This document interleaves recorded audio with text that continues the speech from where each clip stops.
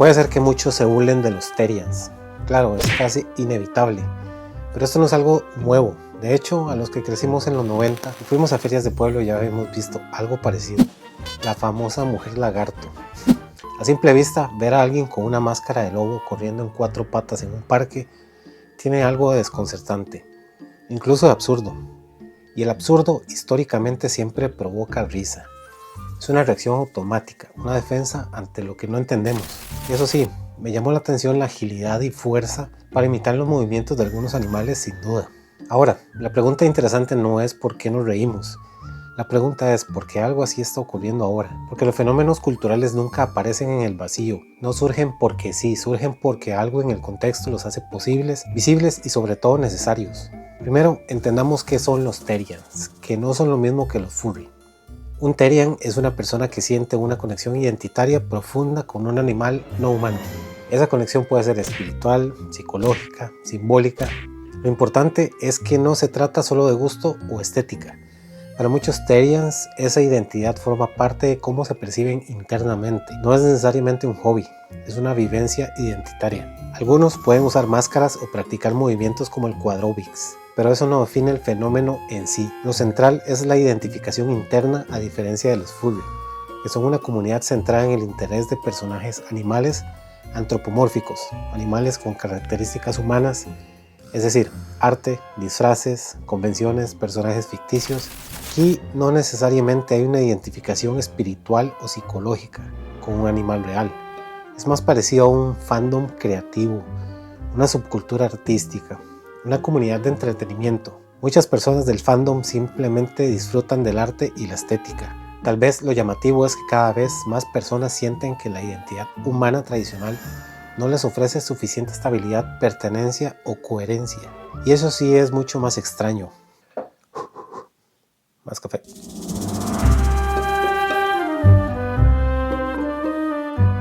Nos reímos de lo que rompe nuestras categorías. ¿Qué?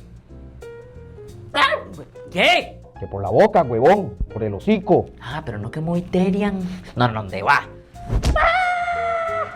La risa muchas veces no es superioridad, es defensa, es la reacción rápida del cerebro cuando algo no encaja en los moldes que usamos para entender el mundo. Cuando una conducta desafía nuestras ideas sobre lo normal, lo real, lo posible, el humor aparece como mecanismo de alivio. Y los Terians rompen varias categorías al mismo tiempo.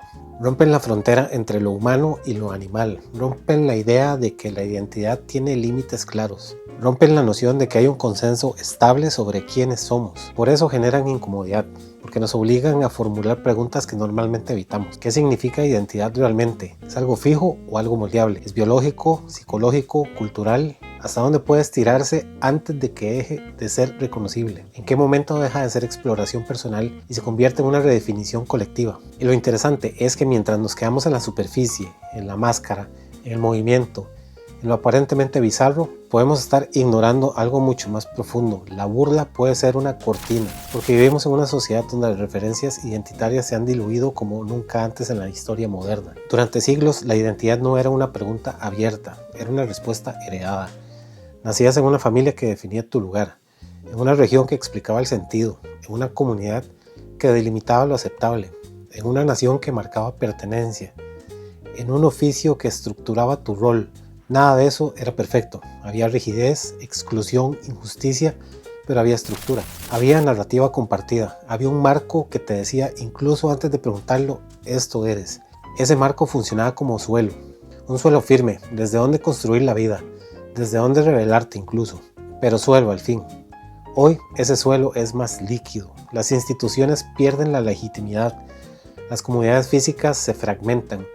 La religión ya no es centro cultural dominante en muchas sociedades. Las carreras profesionales ya no garantizan estabilidad. La nación ya no define identidad con la misma fuerza simbólica.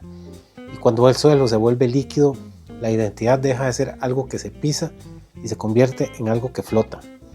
Flota entre opciones, entre etiquetas, entre comunidades digitales, entre narrativas personales. Eso genera libertad, sí, pero también genera vértigo. Porque cuando todo es posible, nada es sólido. En ese contexto no es tan extraño que aparezcan formas intensas, simbólicas o radicales de autodefinición. no necesariamente porque las personas hayan perdido la razón, sino porque el marco colectivo que antes organizaba la identidad se ha debilitado. La burla entonces puede estar funcionando como negación. Nos reímos del síntoma para no mirar la condición, porque aceptar que algo así emerge en nuestro tiempo implica aceptar que estamos viviendo una etapa histórica donde la identidad ya no está anclada a estructuras estables, sino en decisiones individuales constantes. Y decir quién eres todos los días frente a un mundo que cambia más rápido de lo que puedes procesar es una carga enorme. Tal vez el fenómeno no sea solo sobre quienes se identifican como animales. Tal vez también habla de una sociedad que ya no sabe con claridad qué significa ser humano. Y eso es mucho más inquietante que cualquier máscara.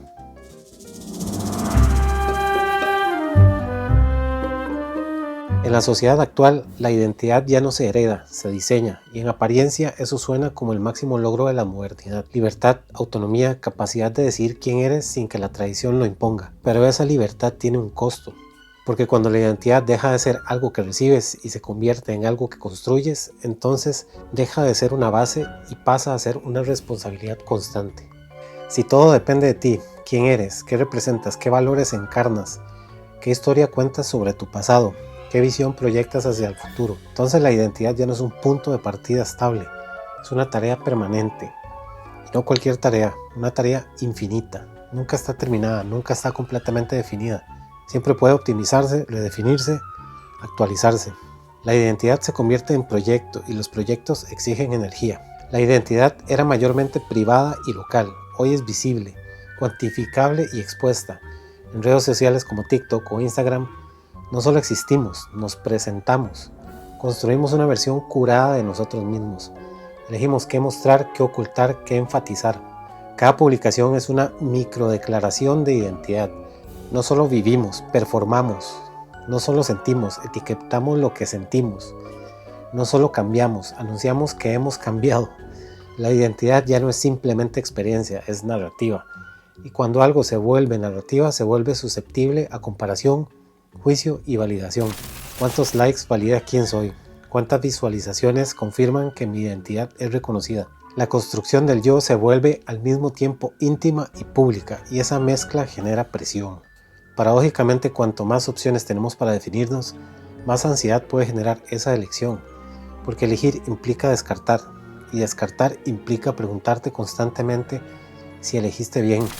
En un mundo donde todo puede redefinirse, género, profesión, ideología, estilo de vida, comunidad, la identidad deja de sentirse como destino y comienza a sentirse como estrategia. Y las estrategias pueden fallar. Eso crea una sensación sutil pero persistente de inestabilidad, como si el yo estuviera siempre en beta, siempre provisional. En ese contexto no es extraño que surjan formas alternativas de autodefinición. Algunas serán estéticas, tribus visuales, estilos marcados, símbolos externos fuertes. Otras serán políticas, identidades ideológicas intensas que ofrecen pertenencia inmediata. Otras serán espirituales, búsquedas de sentido fuera de las estructuras tradicionales. Y algunas, como en el caso de los Therian, serán simbólicas y radicales.